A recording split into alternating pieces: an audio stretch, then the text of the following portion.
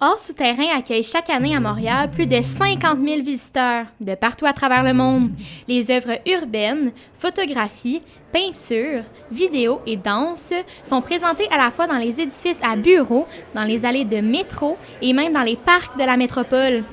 Être exposé dans cette galerie d'art originale permet aux artistes d'avoir une chance de démontrer leur talent. Bien, c'est sûr que ça apporte de la visibilité, mais aussi un nouveau public, un public qui réagit aussi différemment à ce type de performance-là. On prend les opportunités qui sont là, on travaille fort, très fort, puis on en profite quand on peut en profiter.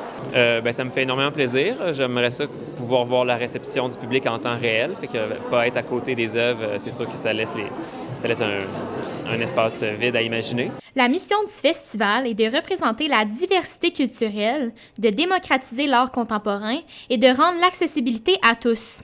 L'organisme à but non lucratif est devenu la référence canadienne en matière d'intégration de toute forme d'art dans les espaces publics et environnements atypiques. C'est ça, Montréal, c'est une diversité de culture. Il n'y a pas juste la culture québécoise, entre parenthèses. Dans les souterrains de Montréal, qui sont quand même un endroit qui est assez mal aimé, on va dire, de la population, puis c'est vraiment comme une occasion de les redécouvrir chaque année, de venir les visiter, de ne pas simplement y transiter, mais de venir vraiment se déplacer pour visiter les souterrains.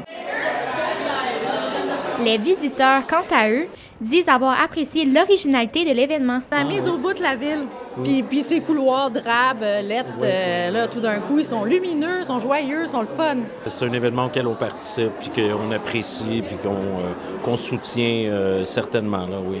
Art souterrain reviendra l'année prochaine. Pour l'instant, des artistes comme Antoine Lortie, Ariane Levasseur et Rosaine Lecomte, pour ne nommer qu'eux, peaufineront leurs œuvres pour nous en faire découvrir d'autres l'année prochaine pour une 16e édition. Marlène Régimbal pour le Collège La Cité à Montréal.